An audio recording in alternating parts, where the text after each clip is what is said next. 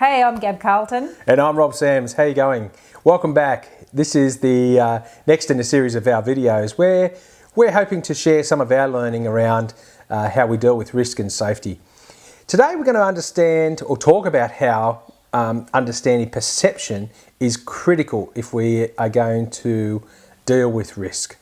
So, Gab, maybe we should just start with some of the traditional ways that are used in risk and safety to try and understand whether people understand, to try and understand if people know how to deal with risk and are able to discern risk. What are some of the traditional methods? Wow, well, there's plenty of them. There sure are. We have things like audits, checklists. Yep.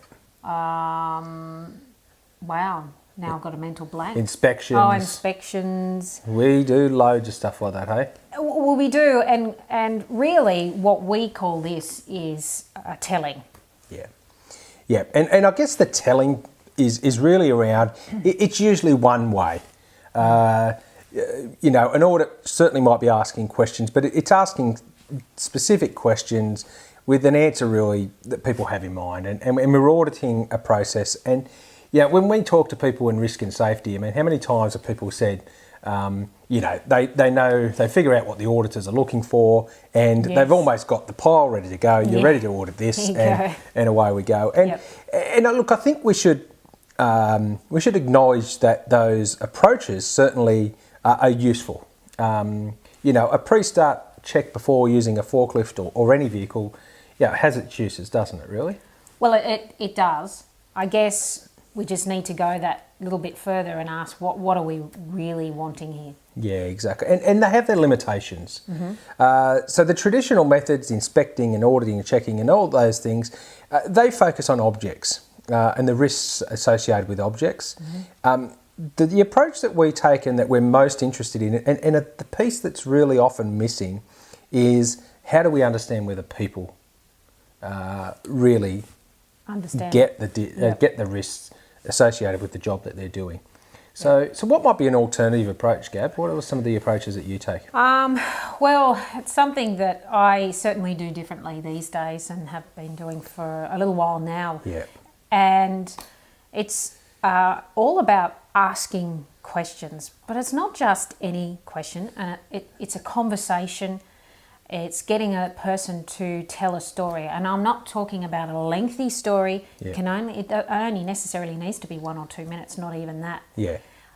It's about the right questions, open questions. Yep. Because what I want to hear is if the other person is understanding that they know the risks or perceive. How do they perceive risk? Yeah, do they even in fact know that there's a risk?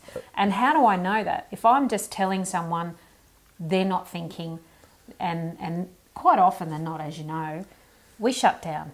When someone tells us what to do, we quite often shut down. Yeah, and the reality is we might do it, but what do we learn? Well, and that's really one of the key philosophies that drives what we do, is around people learning and people understanding. And if they're going to discern and they're going to be able to deal with risks themselves, they need to learn. Yes. And following instructions is just not going to cut the mustard.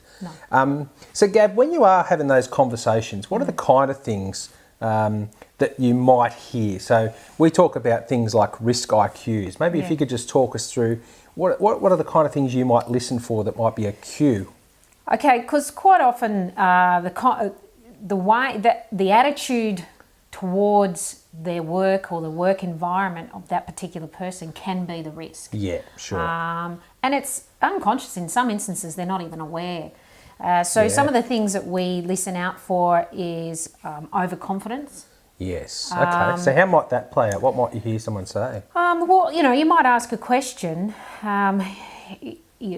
What are the risks associated here with this task? And they say, oh, look, it's all good. No worries here. We've been doing it like this for quite some time. Yeah. Haven't had any problems. So we're all good to go. Yeah. And And I've heard that. Yeah, and it might be as subtle as, look, everything's fine here, mate. I've done this I mean, it may be overconfidence in sort of the extreme of, mate, she's good. I've done this a million times. Don't tell me what to do. Or it could be as subtle as, oh, look, I can't imagine anything going wrong. It's quite a simple task. And so if you heard those kind of things and you're having that conversation, might be something that you did if you're concerned that someone was overconfident and that was actually the risk that person faced. What might be the kind of thing that you might want to flesh out from them then?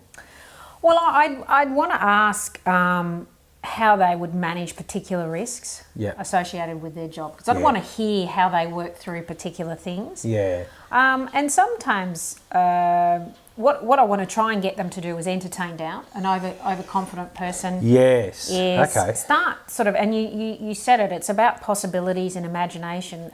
We need to understand we're dealing with uncertainty when it comes to risk. Yep. We might think that it's not going to happen because it's never happened for 20 years. Well, there you go. Yeah. But it does come down to luck, unfortunately. Yeah. And this is where the risk lies, not necessarily on the physical objects, which quite often when telling, that's what we're focusing on. What we're focusing on is understanding people and how they perceive risk. And so I guess what it made me think of is what we're really talking about here is a good, humble inquiry. So, like we've been prone to do, is share with you a great book by Edgar Schein called Humble Inquiry. And this book is really about providing you some resources and tools to put in your kit so that you can ask good, open questions. Questions without too many without your own agenda, and difficult task to do. But it's really about focusing on others, not on self. Yes, so, very much. If you want a good read and you want some more great ideas about how to have good, effective conversations, ask those open questions, we can recommend this read. Yes, definitely. Excellent. So, well, I think that we wrap that up for today, and that's a great ending to Humble Inquiry. Thank you for listening.